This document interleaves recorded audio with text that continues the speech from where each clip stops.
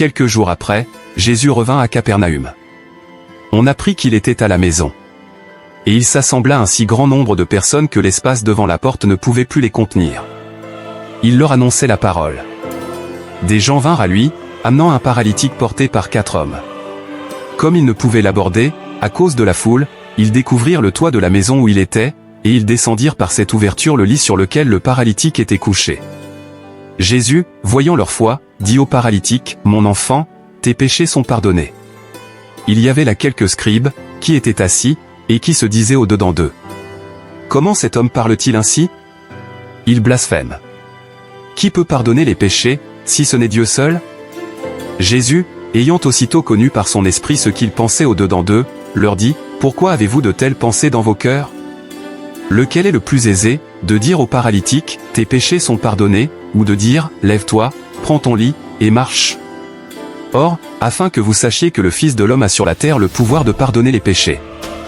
Je te l'ordonne, dit-il au paralytique, « Lève-toi, prends ton lit, et va dans ta maison. » Et, à l'instant, il se leva, prit son lit, et sortit en présence de tout le monde, de sorte qu'ils étaient tous dans l'étonnement et glorifiaient Dieu, disant, « Nous n'avons jamais rien vu de pareil. »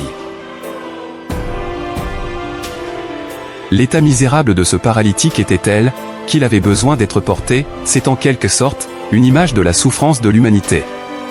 Les 4 personnes qui le portèrent étaient vraiment serviables, cela nous enseigne la compassion que devraient avoir les hommes envers leurs semblables, lors de l'épreuve.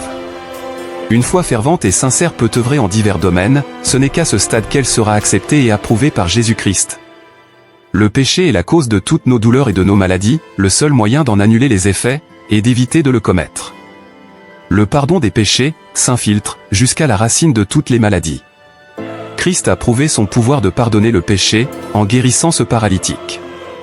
La guérison de cette maladie était en quelque sorte, une image de son péché pardonné, ce dernier est en effet la maladie de l'âme, quand il est pardonné, elle est guérie.